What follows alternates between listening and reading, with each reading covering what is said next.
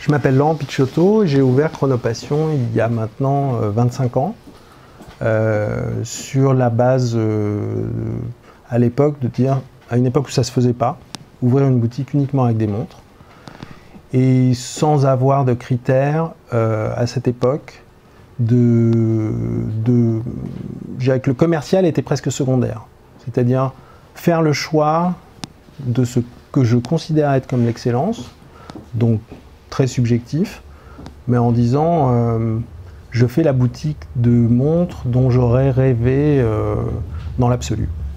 Ce qui a changé, c'est le marché, d'abord, puisqu'à l'époque où j'ai ouvert en 88, le marché n'existait pas ou peu. Il y avait un petit noyau dur de personnes qui s'intéressaient à ce sujet. Il y avait bien entendu beaucoup moins de marques que l'explosion à laquelle on a assisté par la suite. Et donc c'était un marché relatif qui était tenu d'ailleurs, en tout cas pour le retail, par les horlogers bijoutiers ou horlogers joailliers, mais qui pour la plupart avaient la vocation de vendre des pierres et qui faisaient, parce que c'était dans les usages, également des montres, mais pour, je dirais, 15 ou 20% de leur activité et sans avoir forcément une véritable vocation. Bon. C'est assez amusant d'ailleurs parce qu'aujourd'hui, ces mêmes acteurs sont devenus 90 à 100% horlogers, avec parfois quelques difficultés d'adaptation, parce que c'est un peu comme si demain je devais vendre des bijoux, c'est quand même un autre métier malgré tout. Donc ce qui a changé, c'est le marché, puisque à la moitié des années 90, on peut considérer que la finance est rentrée sur le sujet. On s'est dit, mais qu'est-ce que c'est que ces horlogers qui dans leur montagne, fabriquent des montres à des prix stratosphériques? Ça a intéressé évidemment des acteurs au premier plan qui étaient déjà dans le métier, donc des groupes horlogers, et qui ont racheté la plupart des maisons avec des histoires anciennes, de la tradition, un outil de production. Et on a assisté donc à un redéploiement, après la crise du quartz qui avait eu lieu dans les années 70, un redéploiement qu'on n'a jamais vu en fait auparavant.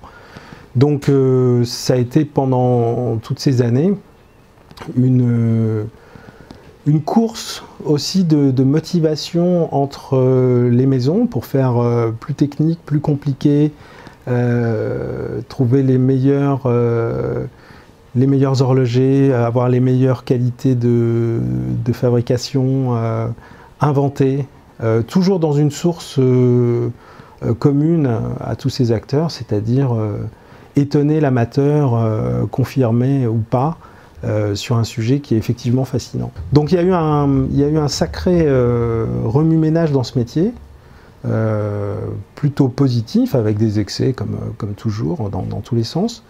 Mais ça a fait émerger finalement une compétition plutôt bénéfique pour les amateurs et les collectionneurs qui savent plus trop où donner de la tête pendant toutes ces années, tellement la surenchère est radicale. Alors, il y a aussi quand même eu des excès opportunistes qui se sont corrigés, je dirais, depuis les années 2008 maintenant, puisque tout le monde voulait faire des montres, donc il y avait aussi à boire, à manger. Un peu compliqué d'ailleurs dans la confusion globale pour quelqu'un qui s'intéresse à ce sujet et qui veut essayer d'y comprendre quelque chose, de s'y retrouver. D'abord, la taille des montres, elle a augmenté. Il faut savoir que, grosso modo, jusque dans les années 60, une montre classique, elle fait 37, 38 mm de diamètre. Aujourd'hui, il n'est pas rare d'avoir du 44, du 47, du 48 mm, voire plus. À mon sens, une des raisons qui a été dans cette direction, c'est principalement qu'il y a eu, dans les années 2000, un vrai bouillonnement sur ce qu'on appelle génériquement les pièces compliquées. Une pièce compliquée, c'est qu'une pièce, on parle bien entendu principalement de mouvements mécaniques manuels ou de mécanique automatique. On met de côté les pièces à quartz. Cet environnement de pièces compliquées, il nécessite plus de place tout simplement pour obtenir une multitude de fonctions complexes. Une pièce traditionnelle qui indique l'heure et les minutes, quelle que soit sa facture, va nécessiter, on va dire en moyenne, entre 110 et 140 composants.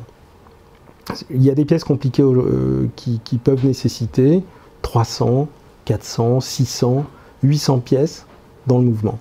Donc de fait, à un moment, j'ai besoin d'espace et de place. Design, en tout cas une évolution dans les dessins, certainement. On est sorti je dirais du côté classique exacerbé pour aller jusqu'à éventuellement à certains moments pas tout à fait loin d'être ou en tout cas à la périphérie de l'art contemporain.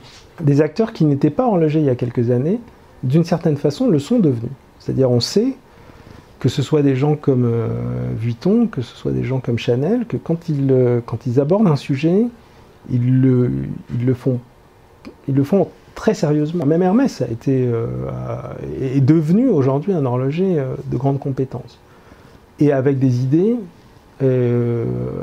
avec son style corporate, sans chercher à être opportuniste. Donc, bien entendu, la connotation horlogère qu'on peut avoir par rapport à des maisons où je vais comparer, si je compare Breguet à une montre Vuitton, c'est un peu compliqué. Je suis bien d'accord avec vous. Mais je crois, en tout cas mon conseil, c'est plutôt d'être conscient des différents segments. J'ai fait un papier que je vous invite à lire sur notre site qui justement essaye de débrouiller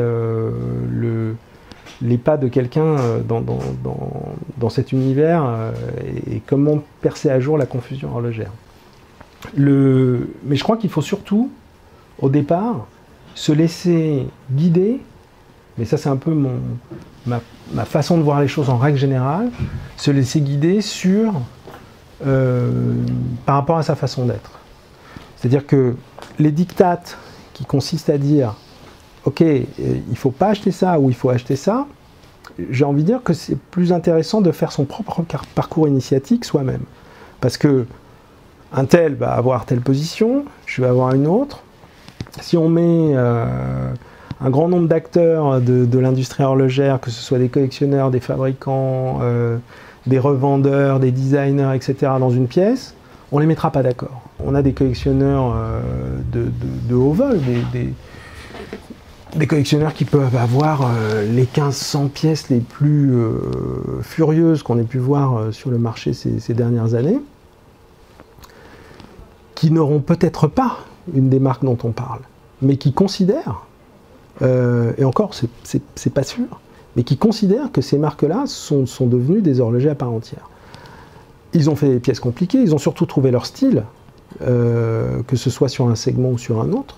On a vu, d'ailleurs ça faisait sourire les Suisses à l'époque, mais aujourd'hui les Suisses rigolent plus du tout quand on parle de Chanel, parce que les parts de marché qu'ils ont pris sur le marché de la montre de femme, ils sont indiscutables.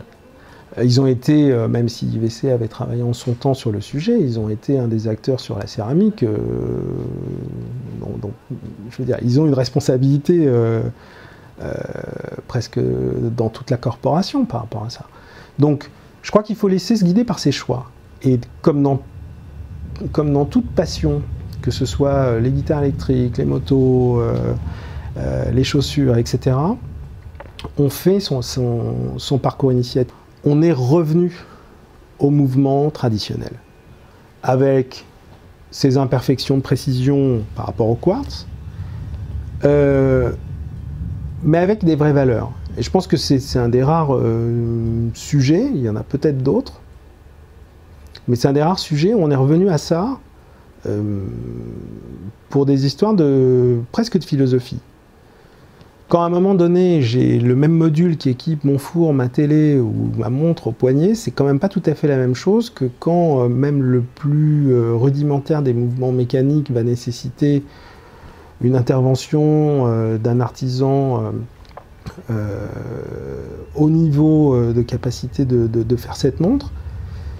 et que j'entends effectivement le tic-tac de ma montre parce que l'échappement va faire ce bruit, c'est pas tout à fait la même chose alors même si on n'est pas dans un module totalement électronique, puisque sur une montre à quartz, il y a bien souvent des rouages aussi en dehors de la source d'énergie et la fréquence qui donne ce pas de précision, mais c'est pas la même chose. Bon. Donc, le quartz, ses avantages, c'est la précision. Si je reviens à la notion, non pas d'investissement, mais de conserver une part non négligeable de la valeur de l'objet qu'on achète, le quartz n'a pas une valeur intrinsèque réelle sur le marché de la seconde main ou des montres anciennes, sauf cas bien particulier pour le design de telles ou telles années. Donc j'ai pas remonté ma montre et j'ai une montre précise. Ok. Côté, j'ai une montre mécanique manuelle, c'est-à-dire je la remonte tous les jours, ou tous les 2 jours, ou tous les 3 jours, après ça dépend de la réserve de marche, comme on l'appelle, de tel ou tel mouvement, et je vais remonter le ressort de barillet qui va donner l'énergie pour 24 heures, 36 heures, 48 heures, voire certaines pièces qui peuvent faire X semaines d'autonomie. Bon. Donc là, je la remonte, c'est-à-dire je suis dans la montre de tradition qu'on a connue, effectivement, entre les années 20 jusqu'aux années 50 de façon classique, ou 60, avant que le quartz arrive. Bon. La montre automatique, toujours un mouvement totalement mécanique, si ce n'est que j'ai en règle générale un rotor, une masse, qui circule et qui remonte elle-même. Donc qui profite de chacun de mes mouvements, puisque toute la journée je vais bouger, en règle générale, et je vais remonter simplement par mes mouvements le ressort de barillet de mon mouvement. Ce qui veut dire que d'un côté, je la remonte manuellement parce que j'ai pas d'autre choix, et de l'autre côté, la montre automatique, finalement, m'absout de la remonter parce que ce sont mes mouvements qui remplacent le geste de remontage manuel. Je ne veux pas jouer au golf avec ma montre, je ne veux pas jouer au tennis avec ma montre, alors même si Nadal joue avec une Richard Mille, mais il joue avec le bras qui ne tient pas la raquette, et déjà c'est violent, mais bon, là c'est de la performance. Donc oui, avec une Nadal, je peux m'amuser à faire ça, mais ce que je veux dire, c'est que, et on y viendra peut-être tout à l'heure, mais en tout cas, un mouvement d'horlogerie, ça reste une pièce délicate. Il y a des pièces qui sont plus sportives que d'autres. Globalement, dans la vie normale, on peut tout faire, mais il y a quelques warnings à avoir. Je ne fais pas un hammam avec ma montre, même si elle est étanche. Je ne joue pas au tennis, je ne casse pas des cailloux avec une masse, enfin des choses, mais qui semblent tellement logiques ou élémentaires que, bon, mais parfois il faut le souligner. C'est un échappement tourbillon. Pour les novices, le tourbillon, c'est une pièce compliquée en termes de moteur, on va dire, pour faire simple, qui est...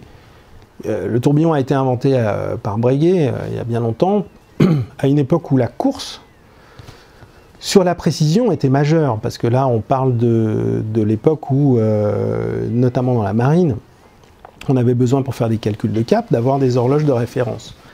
L'idée du tourbillon, donc, c'est d'avoir en fait sur une montre classique, on a dans l'échappement un balancier qui a des alternances, qui peuvent être de différentes fréquences. Et grosso modo, comme ma montre tout au long de la journée va être dans des positions différentes, et que l'attraction terrestre existe, si j'ai une oscillation de plus ou de moins toutes les heures, je vais avoir un écart de marche. L'échappement tourbillon, c'est que ce balancier qui a ces oscillations, il va également tourner sur lui-même parce qu'il va être emprisonné dans une cage, le plus souvent qui va tourner en 1 minute, et qui donc va réduire ses problèmes de gravité. Donc, on va avoir quelque chose de plus précis. C'était majeur il y a 100 ans. Aujourd'hui, c'est pour la beauté du geste. Alors, là où ça devient complexe, c'est que aujourd'hui, bien des maisons proposent des tourbillons, alors qu'il y a encore 20 ans, il y en avait un tout petit nombre. Mais parce que la mode de cette collectionnite, ou en tout cas la communication sur ces pièces-là, a été pléthorique, que commercialement beaucoup de gens ont dit bah, nous aussi on est capable de faire un tourbillon. Mais là encore, on va trouver des tourbillons à quelques milliers d'euros, fabriqués en Chine. On va en trouver fabriqués en Suisse à quelques dizaines de milliers. Et puis on va trouver l'ultime, qui va être souvent à plus de 100 000, voire à plus de 300 000. Mais là encore, le parcours initiatique de chacun nous fait comprendre, à un moment donné, qu'au même titre que des voitures de course, il y a voitures de course et voitures de course. Il y a des tourbillons qui vont effectivement jusqu'à remplir le rôle de leur configuration, et d'autres, pas toujours. On est tous bombardés. Je veux dire, une marque, c'est une vision. Et on a chacun des visions différentes des maisons. Donc, ce qui va être pour Intel la marque la plus ultime, parce que j'ai vécu toute ma vie en ayant un autre type de message, va être la pire des marques pour quelqu'un d'autre. Bon. Donc je pense qu'il ne faut pas raisonner marque, je pense qu'il faut raisonner esthétique, d'abord, parce qu'une montre, ça s'essaye, il faut voir. Et la montre, c'est pas tout à fait un jean, c'est-à-dire qu'à un moment donné, elle représente ma personnalité. Mais aujourd'hui, le marché est suffisamment vaste pour trouver à tous les prix des montres intéressantes. Et les dernières expériences qu'on a vues avec Seven Friday, par exemple, sont intéressantes, même si ce sont des mouvements japonais. Mais quelque part, avoir une montre d'un design fort pour 1000 francs suisses, super, formidable. Seiko est une marque ultime. Et il y a les collectionneurs de Seiko. Moi, la première montre, c'était une Seiko, évidemment. Que le gars soit étudiant, qu'il soit jeune cadre dynamique, ou qu'il soit le super grand Manitou de la plus grosse boîte du monde, il faut d'abord que ça l'intéresse. Si ça l'intéresse, il va fouiller, il va chercher, il va comprendre, il va faire les différences. Il va faire sa propre analyse au même titre que quand il achète une voiture. Quand il achète une voiture, il ne se pose pas la question de « moi, jeune cadre, qu'est-ce que je dois acheter comme voiture ?» Il va vers les choses qui l'intéressent, pour la performance, mais aussi pour le look et aussi pour ce que ça véhicule. Donc on va avoir la même chose. On a des cadres qui sont branchés monomaniaques de telle marque, que d'autres vont trouver épouvantable en disant cette marque c'est vraiment la vulgarité à son sommet, c'est du luxe industriel, du luxe de masse, voire du luxe populaire, ce que je vais partager parfois comme idée. Et puis d'autres vont dire ah non mais moi je préfère acheter le truc justement d'un fabricant qui est pas connu parce que on est des insiders, nous on connaît cette mouvance et c'est intéressant, etc. Les deux sont respectables. Après on sera toujours le blaireau de quelqu'un jusqu'à un certain point, mais je pense qu'il faut aller dans ces choix profonds de dire quitte à se perdre, quitte à se tromper, c'est pas grave. Maintenant qu'il vienne nous voir, le jeune cadre, l'étudiant aussi d'ailleurs, on lui donnera pas la vérité, parce qu'on la détient pas, mais on lui donnera notre sentiment sur le sujet. Qu'est-ce qui nous semble à nous, alors là de façon peut-être plus factuelle, qu'est-ce qui est intéressant et pourquoi? Mais je pense qu'il faut quand même faire ces expériences, voir ces errances, pour à un moment donné se dire « Ah ouais, tiens, j'ai découvert que je mets la tête un peu plus loin, il y a d'autres amplitudes, il y a d'autres choses. » Et ça, c'est vrai dans tous les sujets. Je veux dire, moi, j'ai des clients qui portent... Alors après, c'est l'histoire de code. Vous avez écrit... ça s'appelle comment déjà? L'homme stylé, même mal rasé. Ok. On n'imagine pas... Il y a 30 ans, le mec qui vient avec une barbe de 3 jours dans un cabinet d'avocat. Donc les choses... Aujourd'hui, les choses sont ouvertes. Si le gars il a envie de mettre une panéraille avec son costume, il y a zéro problème entre nous. Bon. Si je suis dans une image d'Épinal avec des codes, bien sûr, je vais privilégier une Breguet, une H. Moser,